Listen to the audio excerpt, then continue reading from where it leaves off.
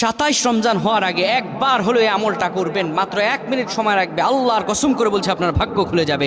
আপনার নিজের জন্য, ব্যবসা বাণিজ্যের জন্য, সন্তানের জন্য, বিদেশের জন্য, বিদেশে পরে আটকা পড়েছেন, কোনো কাজ করতে পারছেন না, সন্তান হচ্ছে না, আল্লাহর কাছে চান, এই আমলটা 1 মিনিট সময় লাগবে, আপনার ভাগ্য খুলে যাবে।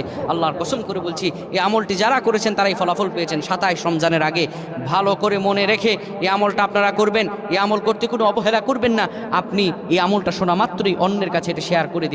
যুবকেরা, তোমরা এটি পাওয়া মাত্রই শেয়ার করে দিবা, আমল না করেও সওয়াব পেতে পারো।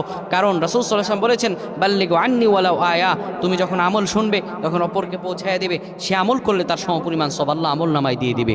27 রমজান হওয়ার আগে আপনি যদি আমলটা করতে পারেন, আমার আল্লাহ রাব্বুল আলামিন আপনার ভাগ্য খুলে দেবেন, রিজিকের দ্বারটা খুলে দেবেন, ব্যবসা বাণিজ্য উন্নতি দান করবেন।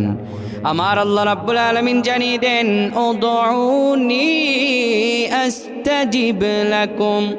আমার রব আল্লাহ বলেন, বান্দারে আমার কাছে চাও, আমার কাছে চাইতে দেরি হয়, আমি রব তোমাকে দিতে দেরি করি না। আমলটা করবেন কেমন করে? আপনি ইশার নামাজ পড়ে সুন্দর করে ওযু করে নেবেন। ওযু করার পরে আপনার বিছানাটা সুন্দরভাবে পাক পবিত্র করে নেবেন। বিছানায় শোয়ার আগে আপনি পড়বেন, ইয়া মালিকু ইয়া মালিকু, 100 বার পড়বেন। এরপরে ইয়া খাবিরু ইয়া খাবিরু 100 বার পড়বেন। এরপরে 10 বার দুরূদ শরীফ পড়বেন। এরপরে 10 বার আর রহমান পড়বেন। 2টা হাত তুলে আল্লাহর কাছে দোয়া করবেন। আমার আল্লাহর কাছে দোয়া করতে দেরি হবে, আমার রব আল্লাহ কবুল করতে দেরি করবেন না।